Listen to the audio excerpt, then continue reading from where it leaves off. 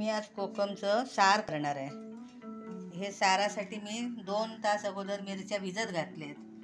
त्याच्यातले बिया काढून टाकलेत। आपल्याला मिरची कुठची तिखट हवी तर तिखट घ्यायची, गोड हवी तर गोडूस असते ती गोडूस घ्यायची।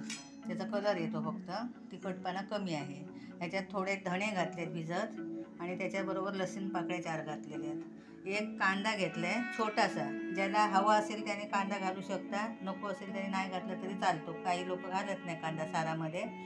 आणि हे एक ओळं खोबरं आहे किसलेलं, आणि हे संपूर्ण आता मी वाटून घेणार आहे मिक्सरमध्ये। कोकम नंतर टाकायचे आहेत त्याच्यात, ती मी बाहेर बाजूला ठेवले आहेत। हे आता बारीक मिक्सरमध्ये वाटून घेणार आहे।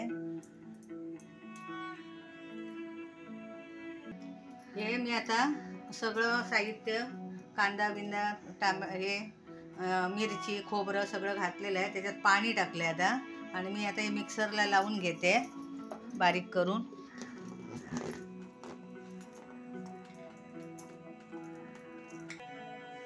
हे साहित्य मी आता सगळं वाटून घेतलं आहे। फक्त मी कोकम बाजूला करून ठेवलं आहे, बाकी सगळं साहित्य दाखवल्याप्रमाणे मी बारीक केलं आहे मिक्सरमध्ये।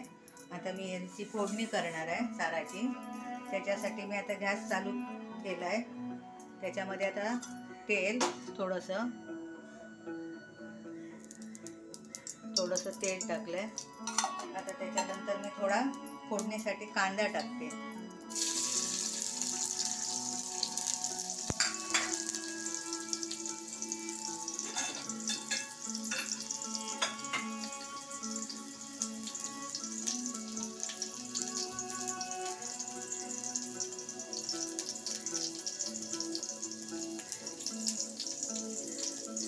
आता कांदा जरा लालसर परतून घेते। गॅस एकदम बारीक केलाय। आता हे मी सोलकडीचं वाटप आतमध्ये घालते।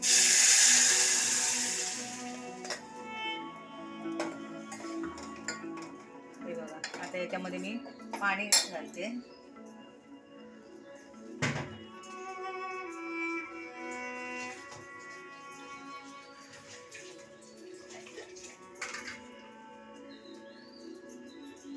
आपल्याला जसं हवं तसं करू शकतो। पातळ हवं असेल तर पातळ करतो, थोडं घट्ट हवं असेल तर घट्ट करू शकतो। ही सोलकढी एवढी उपयोगी आहे। पित्त जर होत असेल त्याने कोकम कढी घेतली तरी चालते, आणि भाताबरोबर छान लागते ही।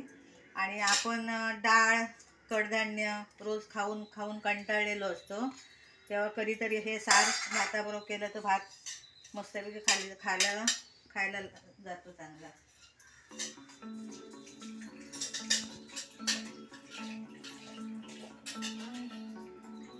हे बघा, जसं हवं तसं आपण पातळ करू शकतो, आपल्याला हवं तेवढं। जास्त घट्ट पण बरं नाही लागत। हे बघा, हे असं सार। त्याच्यात आता मीठ ॲड करायचं आहे।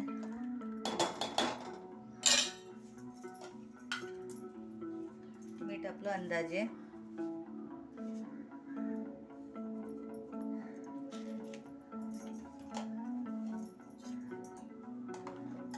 आणि ह्याला वेळ लागत नाही, झटपट होते सोलकढी।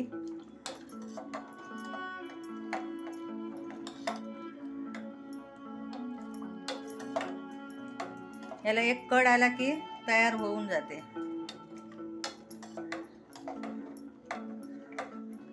काही लोकांना मच्छीचं सार आवडतं, काही लोकांना मच्छीचं सार आवडत नाही। त्याने ही सोलकढी अशा पद्धतीने करून भाताबरोबर खाऊ शकतात, आणि छान लागते। आंबटशी, जरा वेगळा काहीतरी चव। रोज आमट्या डाळी कडधान्य खाऊन कंटाळा ज्याला आलेला असतो, त्याने हे अशा पद्धती सार करून भाताबरोबर खाल्लेलं आवडू शकतो। एवढं आता याला कड येऊ द्यावा। घाई गडबडीत जर आपल्याला आयत्यावेळी काही सुचत नसेल, काही लोक पिठीचा मार्ग काढतात, कोण काय डाळ कशी करणार एवढ्या लवकर। मग हे सोलकढी पटकन खोबरं कातलं, कांदा चिरला, मिक्सरला लावलं। ह्याच्यात जर आपल्याला मिरची भिजत घालायला वेळ लागतो तर आपण मसाला थोडा टाकू शकतो, मिरची पूड। मध्ये पटकन 5 मिनिटात आपलं सार तयार होऊन जातं.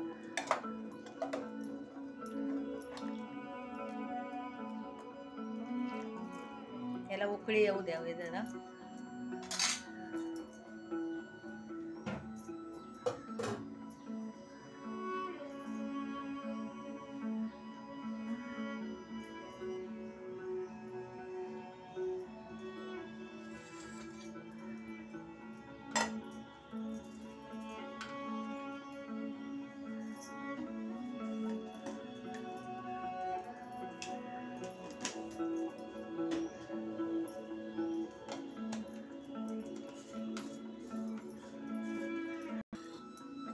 ही बघा, ही उकळी मस्तपैकी आली आहे.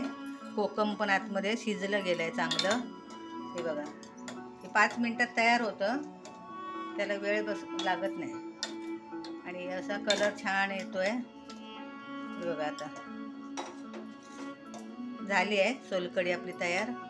हे कोकणात जास्त बनवली जाते. नारळ भरपूर असतात ना, कोकणात खातात असे बनवून. कोणी नारळ असे की खोबरं किसून त्याचा रस काढतात, त्याच्यात कोकम टाकून नुसता रस घेतात, तो पण छान लागतो.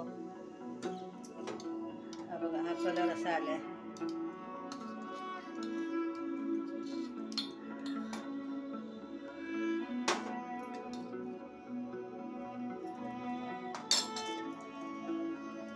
छानपैकी कलर आलाय बघा. एकतर मच्छीचं सारासारखं पण वाटतंय, मच्छी खाल्याची आनंद पण होतो आणि असं सार भात पण खाली जातो, जेवलं जातं भरपूर.